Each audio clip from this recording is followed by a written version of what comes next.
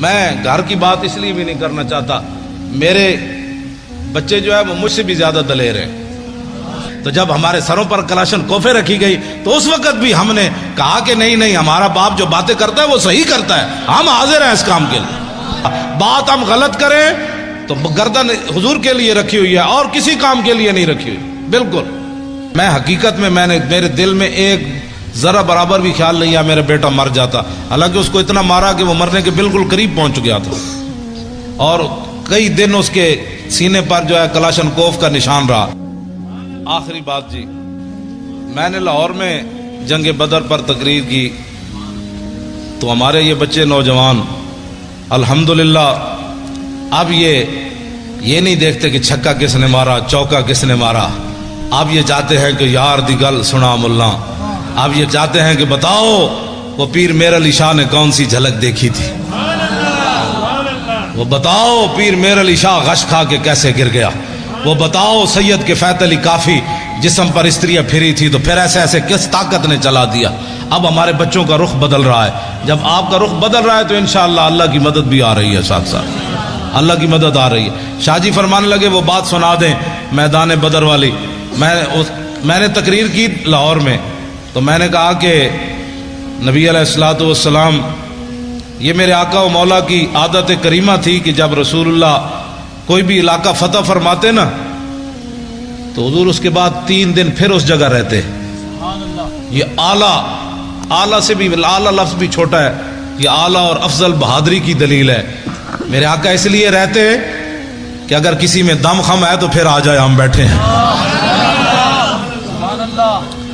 لہو ہمم لا منتہا لکبائرہا وہمتہ الصغریٰ اجل من الدہر کانہ وہو فرد فی جلالتہ فی عسکر حین تلقاہ وفی حشمی۔ امام بصیری فرماتے ہیں ہمارے آقا و مولا تنے تن آپ ہی کھڑے ہوتے نا تو محسوس ہوتا لاکھوں کا لشکر آپ کی پشت پر کھڑا ہے۔ تو میں نے تقریر کی کہ نبی علیہ الصلوۃ والسلام نماز پڑھا رہے تھے، تو ایک نوجوان مجھے جانتا نہیں تھا، پتہ نہیں کون ہے، اس نے مجھے فون کیا، کہنے لگا حضرت صاحب آپ نے یہ تو تقریر کی کہ حضور نماز پڑھا رہے تھے بدر میں، تو یہ تو نہیں بتایا کون سی نماز پڑھا رہے تھے۔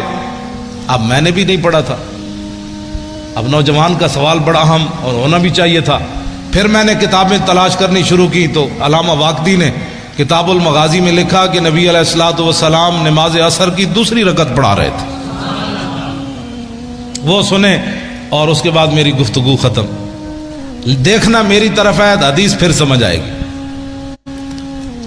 حضرت جابر بن عبداللہ رضی اللہ تعالیٰ عنہ وہ کہتے ہیں کہ نبی علیہ الصلوۃ والسلام جب نماز پڑھا رہے تھے نا تو اس تبسمہ فی صلاتہ، دوران نماز حضور مسکرا پڑے۔ فلما قضا صلاتہ، جب آپ نے نماز مکمل فرمائی، کل تو میں کیا، تسی بیٹھے ہو طالب علم، کل تو میں کیا تے کل نا ہم سب نے کہا۔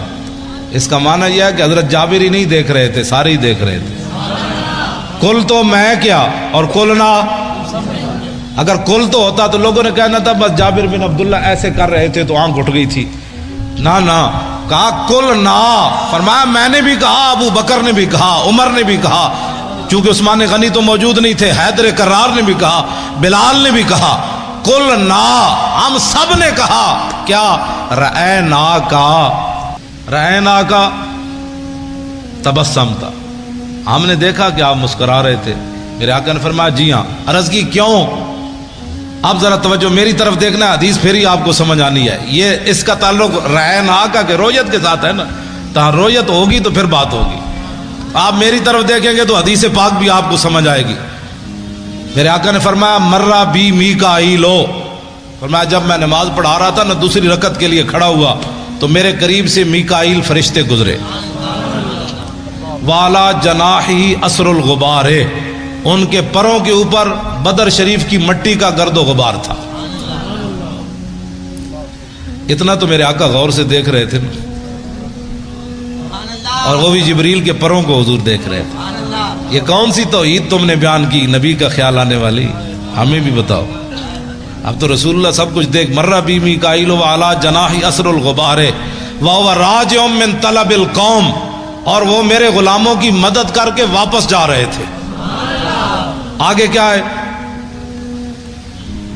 फदहका इलैया, फरमाया कि जब मेरे करीब से गुजरे ना तो मुझे ऐसे कहा, फदहका इलैया, ऐसे जनाब होने इजाजत है? अब इजाजत है? मुस्कुरा कर अब इजाजत है? जब मुझे देखकर कहा ना हंसते हुए कि अब इजाजत है, हम वापस जा सकते हैं, तो फतबस्समतु इलैह, मैंने फिर मुस्कुराते हुए जवाब दिया, हाँ ठीक है आप वापस जा सकते हैं। दीन का काम करना है, अपने बच्चे नूर हमजा में दाखिल कराओ।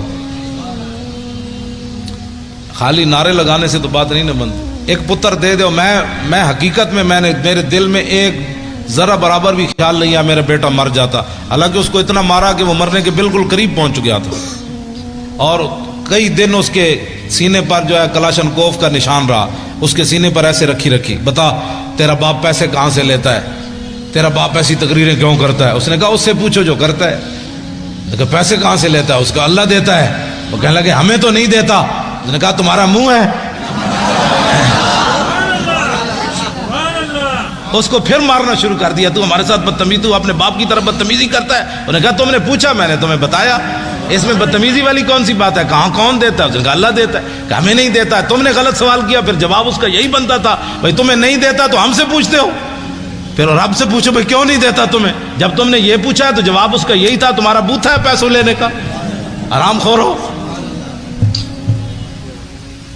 तो मर भी जाता ना, अल्लाह की कसम मर जाता, तो मैंने रोना नहीं था, नहीं रोना था, हाँ बिल्कुल नहीं रोना, क्योंकि बातें मैं करनी नहीं चाहिए। अगर करता हूं तो फिर ये सारी चीजें तो पहले आनी है।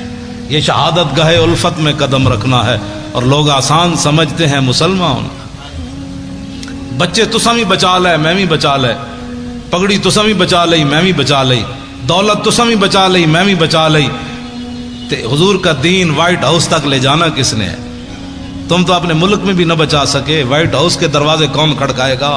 कौन आएगा खालिद बिन वलीद की क़यादत में? कौन आएगा महमूद गजनवी जो सोमनाथ के मंदिर तोड़ेगा?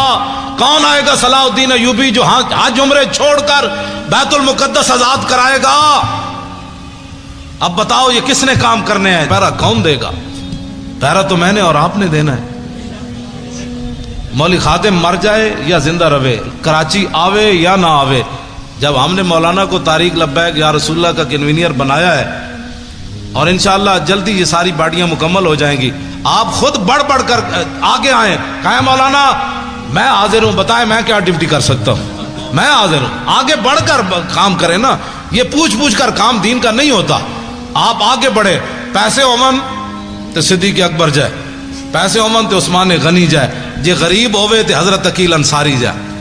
1 किलो खजूर ही लाए ना, उनके पास थी 1 किलो खजूर, और इतना गरीब होवे खजूर भी कोई ना होवे, तो फिर तवल्लव आयुनुम तफीदु मिन अद्दम हज़नन अल्लाह यजिदु मा युनफिकून।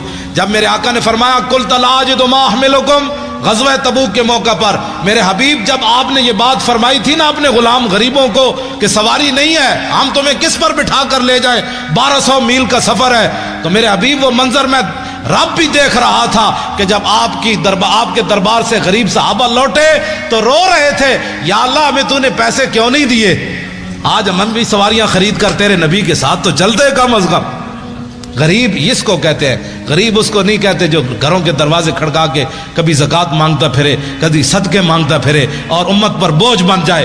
गरीब या तो अकील अंसारी है, या वो गरीब साहबा हैं जो रो पड़े थे कि या अल्लाह हम तेरे नबी की खिदमत भी न कर सके, सिद्दीक जितना माल तो देना था हमें, तो बाकी रह गए मुनाफिक। तवज्जो, मैंने जो किताब मुताला किया, मुनाफिक उसको कहते हैं ना आला काम पर राजी होता है ना अदना काम पर राजी होता है। ये बात मेरी पूरी, मैंने वसूख से ये बात कर रहा हूं। मुनाफिकत का जो मैंने मुताला किया है वो ये है कि मुनाफिक कभी भी ना इस्लाम पर राजी होता है ना इस्लाम के चाहने वालों पर राजी होता है।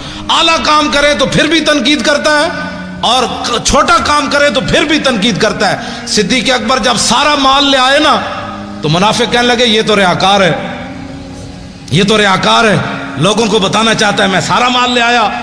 जब अकील अंसारी किलो खजूर ले आए तो मुनाफिक कहने लगे अल्लाह को इसकी क्या जरूरत थी किलो खजूर की, یہ اللہ کو یہ دیتا ہے؟ یہ بات سمجھ آ رہی؟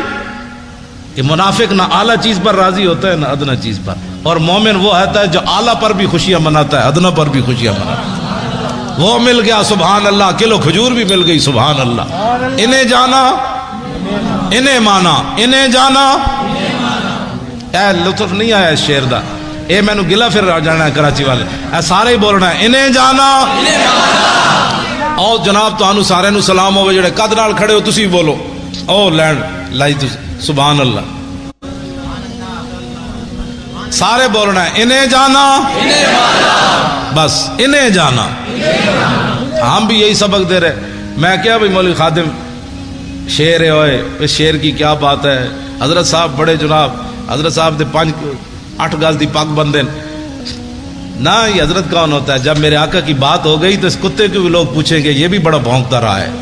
اتنے ہی حضور سے اتنی محبت ضرور کرنی ہے، اتنی محبت ضرور کرنی ہے رسول اللہ سے، اتنی محبت۔ ہمارے وہ مولانا تھے محمد فاضل صاحب شیر پنجاب، وہ کہتے تھے کہ اتنی محبت کر کے رسول اللہ سے قبر میں ضرور جانی ہے کہ جب فرشتے آئیں تو ان کو کہہ دو ذرا رک جاؤ ہنے آ جاندے، ذرا رک جاؤ ہنے آ جاندے، جو آ گئے تھے میں دس دے آ گئے۔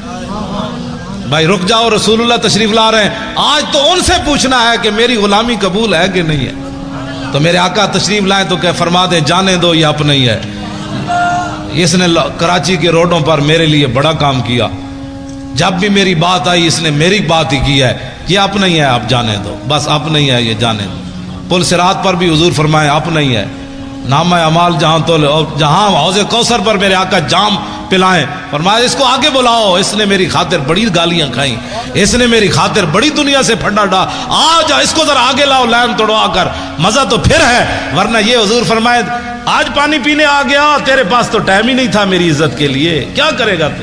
آج انہیں مانو، اچھا بولو نا، ہے تو بولنا ہے انہیں جانا، نہ رکھا غیر سے کام، للہ الحمد میں دنیا سے مسلمان گیا۔